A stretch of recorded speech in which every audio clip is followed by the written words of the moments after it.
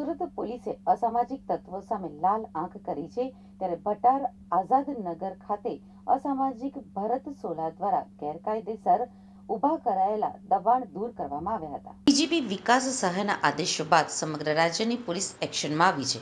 સાથે જ સુરત પોલીસ દ્વારા પણ અસામાજિક તત્વોનું હિટ લિસ્ટ બનાવી તેમના સામે કાર્યવાહી કરવામાં આવી રહી છે।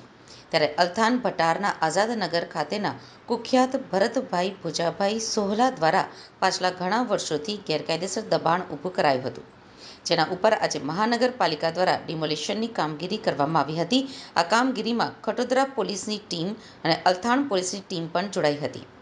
ભરત સોહલા દ્વારા સરકારી જમીન ઉપર ગેરકાયદે દબાણ ઊભું કરાયું હતું।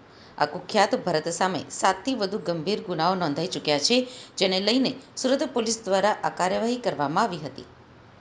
जी सर, कई रीतनी कार्यवाही કરવામાં આવી રહી છે અને કેટલા ગુના નોંધાયા? खटोदरा पुलिस स्टेशन एरिया में एक भरत करके आरोपी है जो आज़ाद नगर में रहता है। उस पर 6 FIR हैं, इंक्लूडिंग अटेम्प्ट टू मर्डर, और अभी जेल में है वो। और उसके अवैध एक कब्जा कर रखा है सार्वजनिक जगह पे, जो एसएमसी के साथ मिलकर हटाया जा रहा है। और इस तरह की जो हमने माननीय HM सर, माननीय DG सर, माननीय CP सर के निर्देश के अनुसार जो लिस्ट तैयार की थी, उसमें सभी आरोपियों का हम सारी प्रॉपर्टी वेरीफाई कर रहे हैं। कहीं पर उनका सरकारी ज़मीन पे, सार्वजनिक जगह पे जो दबाण है, अवैध रूप से अर्जित की हुई प्रॉपर्टी बेनामी रखी हुई है, वो सब वेरीफाई कर रहे हैं। उनके रेवेन्यू के अगर इलीगल सोर्सेज है उनको वेरीफाई कर रहे हैं और उन पर उचित कार्यवाही कंटिन्यू की जा रही है। अलग अलग डिपार्टमेंट से माहिती ले रहे हैं।